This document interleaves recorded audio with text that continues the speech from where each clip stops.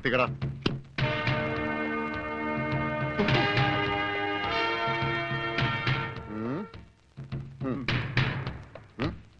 ഇങ്ങോട്ട് പാടാ.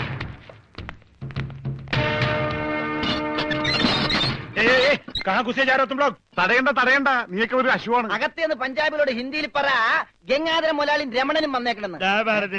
പറയാ, കൂടെ ഒരു പൊട്ടനുണ്ടെന്ന് പറ. വേണ്ടി വന്ന ഇവിടുത്തെ സിംഗുമാരായിട്ടൊരു കുസ്തിക്ക് തയ്യാറായിട്ടാണ് ഞങ്ങൾ വന്നിരിക്കുന്നത്. കുസ്തി പഹൽവാൻ. ആ പഹൽവാൻ അന്തർ ജായി.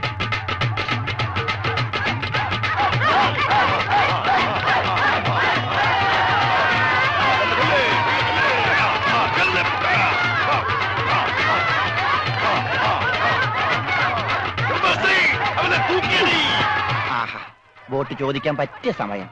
പോകാം. വാ. അങ്ങോട്ടല്ലടാ, ഇങ്ങോട്ട്.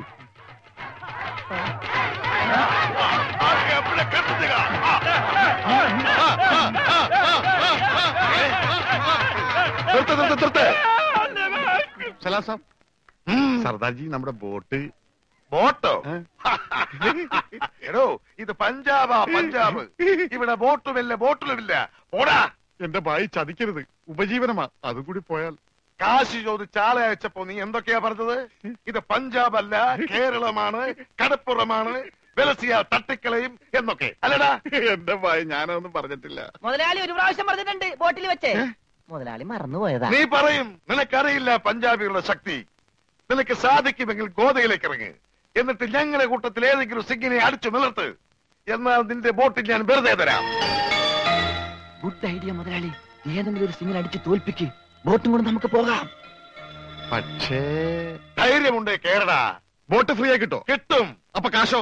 നീ ഒറ്റ പൈസ ബാക്കി തരണ്ട, അതും ഫ്രീ.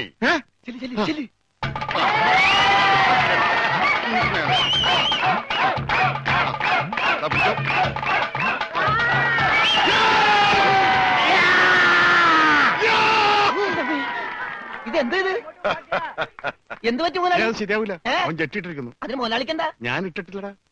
ഒരു ബോട്ട് തിരിച്ച് പിടിക്കാൻ വരുമ്പോഴെങ്കിലും ആ ഷഡ് ഇട്ടൂടെ? അത് ഇവിടെടാ. ഇവിടെ ബോട്ടിന്റെ മുകളിൽ ഉണക്കാനിട്ടപ്പോഴാണ് ഒരു ബോട്ട് കൊണ്ടുപോയത്. എന്നാ ആദ്യം അത് ചോദിച്ചാലോ? എന്തു പറ്റി? ധൈര്യം ചോർന്നു പോയോ? ഏയ്, വല്ലതും ചോർന്നു പോയാ തടയാനൊന്നും ഇട്ടിട്ടില്ല എന്ന് പറയായിരുന്നു. ഏയ്, അങ്ങനെയൊന്നുമില്ല. ഞാൻ ഇവനൊക്കെ പടക്കുറുപ്പന്മാരുടെ ഫാമിലിയാ. ജഗലുടെ രക്തമെന്ന് പറയുന്നത് ക്ഷത്രിയ രക്തമാ. അങ്ങനെ പറഞ്ഞു കൊടുക്കണ രമണ. അതുകൊണ്ട് എനിക്ക് വേണ്ടി രമണൻ ഗോദായിലേക്ക് ഇറങ്ങുന്നതാണ്.